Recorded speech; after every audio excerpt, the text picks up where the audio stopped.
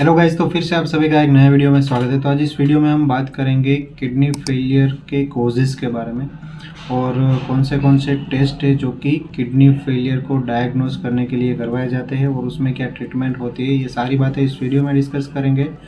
तो वीडियो को लास्ट तक देखना और आपने अभी तक हमारे इस चैनल को सब्सक्राइब नहीं किया तो प्लीज़ जल्दी से जाके सब्सक्राइब कर देना। तो सबसे पहले जानते हैं कि ऐसे कौन से कॉजेज़ है, क्या ऐसे कारण है जिस वजह से किडनी फेलियर हो सकता है, किडनी फेल हो सकती है। तो सबसे पहला कारण है वो है अनकंट्रोल्ड डायबिटीज़। अगर आपको डायबिटीज़ है और सही से दवाइयाँ नहीं चल रही है तो उस वजह से कंटिन्यूसली आपके ब्लड में शुगर का लेवल बढ़ा हुआ रहेगा, हाइपरग्लाइसेमिया रहेगा और उस वजह से किडनी डैमेज हो सकती है। दूसरा इसका कारण है हाई ब्लड प्रेशर। तो बहुत लंबे समय तक आपको हाई ब्लड प्रेशर रहता है और दवाइयाँ भी आप नहीं ले रहे हो तो भी आपकी किडनी डैमेज हो सकती है और आपको किडनी फेलियर हो सकता है। इसके अलावा किसी को पहले से क्रोनिक किडनी डिजीज़ है तो भी इसको किडनी फेलियर हो सकता है। जो क्रोनिक किडनी डिजीज होते होते उसमें पॉलीसिस्टिक किडनी डिजीज हो गया। तो पॉलीसिस्टिक किडनी डिजीज में क्या होता है कि उसमें गांठें बनती है, किडनीज में मल्टीपल सिस्ट बनने लगती है और उसमें पानी भरने लगता है, तो उस वजह से किडनी फेल हो सकती है, किडनी डैमेज हो सकती है। इसके अलावा ग्लोमेरुलोनेफ्राइटिस हो गया। ग्लोमेरुलोनेफ्राइटिस क्या होता है कि हमारी जो किडनी होती है वो छोटे छोटे नेफ्रॉन्स से बनी होती है, वही है, और नेफ्रॉन्स में ग्लोमेरुलस होता है और वो ग्लोमेरुलस होता है उसमें ही ये जो ब्लड है वो फिल्टर होता है और यूरिन बनता है। तो अगर उस ग्लोमेरुलस में ही कहीं पर इन्फ्लामेशन हो जाए, सूजन हो जाए, कोई इन्फेक्शन हो जाए तो ग्लोमेरुलोनेफ्राइटिस हो जाता है और उसमें भी ये किडनी फेल हो सकती है, उस वजह से भी किडनी फेल हो सकती है। इसके अलावा किसी को ल्यूपस हो गया। ल्यूपस एक ऑटो इम्यून डिजीज़ होता है जिसमें बहुत ज़्यादा जॉइंट पेन रहता है, फीवर हो सकता है, स्किन रेशेस बन सकते हैं और कई सारे ऑर्गन्स डैमेज हो सकते हैं। तो अगर किडनी अफेक्टेड है तो ल्यूपस की वजह से किडनी फेल हो सकती है। आगे हम बात करते हैं common causes of acute kidney failure के बारे में। तो एक्यूट किडनी फेलियर के लिए क्या रीजंस, क्या कॉजेज हो सकते हैं उसके बारे में बात करते हैं। तो अगर किसी को कोई ऑटो इम्यून किडनी डिजीज़ है तो उसको एक्यूट किडनी फेलियर हो सकता है कुछ मेडिसिन्स की वजह से, जैसे कि कुछ लोग हैं जिन्होंने बहुत लंबे समय से या फिर वो हाई डोज में पेन किलर्स या कोई एंटीबायोटिक्स दवाइयाँ खा ली है, तो कुछ दवाइयों की वजह से भी ये एक्यूट किडनी फेलियर हो सकता है। इसके अलावा सीवियर डिहाइड्रेशन की वजह से, शरीर में एकदम से सीवियर डिहाइड्रेशन हो जाए, पानी की कमी हो जाए एकदम से, तो भी किडनी फेल हो सकती है, एक्यूट किडनी फेलियर हो सकता है। और कुछ अनट्रीटेड सिस्टमिक डिजीज़ है किसी को, जैसे कि किसी को हार्ट प्रॉब्लम हो गया, किसी को लीवर प्रॉब्लम हो गया, तो उनको भी एक्यूट किडनी फेलियर हो सकता है। तो ये कॉजेज़ थे, कारण थे जिस वजह से किडनी फेलियर हो सकता है।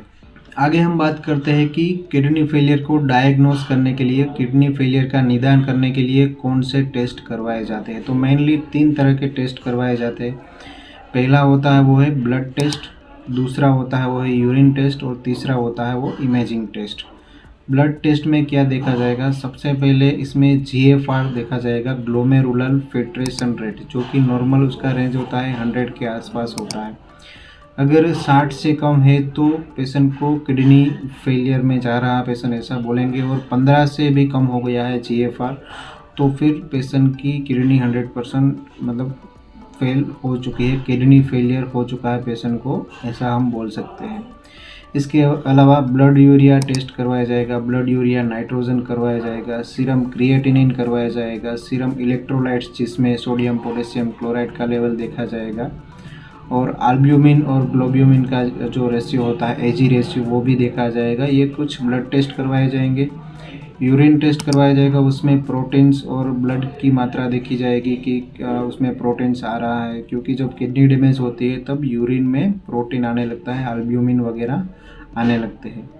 इसके अलावा इमेजिंग टेस्ट करवाते हैं, उसमें सोनोग्राफी करवाई जाएगी जो अल्ट्रासाउंड होता है। उसके अलावा CT स्कैन या MRI भी करवाया जाएगा, क्योंकि कोई अंडरलाइंग कोज है या नहीं है, कोई सिस्ट वगैरह कहीं पर पानी भरा हुआ है, कोई मतलब कि किडनीज की जो ओवरऑल पोजीशन है, यहाँ पर कोई इन्फेक्शन, इन्फ्लामेशन, कोई गांठें वगैरह बनी है, तो वो सारी चीज़ें अल्ट्रासाउंड, CT स्कैन या MRI से पता चलेगी। तो ये टेस्ट की बात हो गई। अब बात करते हैं कि ट्रीटमेंट क्या होती है। तो ट्रीटमेंट में सबसे पहले तो रेगुलरली ब्लड चेकअप्स करवाए जाएंगे और इसके अलावा रेगुलरली जो ब्लड प्रेशर है वो आपका देखा जाएगा। अगर आपको डायबिटीज़ या हाई ब्लड प्रेशर है तो उसकी दवाइयाँ चलेगी। और इसके अलावा डॉक्टर्स आपको डायलिसिस करवाने के लिए बोल सकते हैं और डायलिसिस से काफ़ी हद तक पेशेंट को आराम मिलता है और उसका जो लाइफ स्पान है वो भी काफ़ी बढ़ जाता है। कुछ लोग डायलिसिस के ऊपर 10 साल तक हेल्दी लाइफ जी सकते हैं, कुछ लोग 30 साल तक भी जो उसका लाइफ स्पान है वो बढ़ जाता है। इसके अलावा एक और ऑप्शन है किडनी ट्रांसप्लांट। तो किडनी ट्रांसप्लांट से भी जो किडनी फेलियर की प्रॉब्लम है वो दूर की जा सकती है। अब बात करते हैं कि दवाइयाँ कौन सी चलती है। दवाइयों में हाई ब्लड प्रेशर को कंट्रोल करने के लिए एंजियोटेंसिन कन्वर्टिंग एंजाइम जो ऐसी ही इनहिबिटर्स आती है, या तो फिर ARB जो एंजियोटेंसिन 2 रिसेप्टर ब्लॉकर्स दवाई आती है, या तो फिर डायूरेटिक्स दवाई आती है वो प्रिस्क्राइब की जाती है। कोलेस्ट्रॉल अगर बढ़ा हुआ है तो जो एटरवास्टाटिन या रोजुवास्टाटिन वगैरह जो स्टेटिन्स ग्रुप की दवाई आती है वो चलाई जाएगी।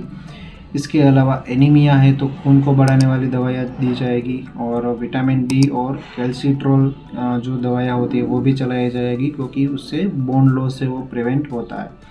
और ज़्यादातर केसेस में देखा गया है कि जो किडनी फेलियर वाले जो मरीज होते हैं उनमें बाद में खून की कमी हो जाती है, विटामिन D की कमी हो जाती है, कैल्शियम की कमी हो जाती है। तो आशा करता हूँ दोस्तों कि वीडियो में कुछ अच्छी और इन्फॉर्मेटिव जानकारियाँ जानने को मिली होगी। अगर वीडियो अच्छी लगी है तो प्लीज़ वीडियो को लाइक करें, शेयर करें। कोई कॉमेंट है तो नीचे कॉमेंट बॉक्स में कॉमेंट करें।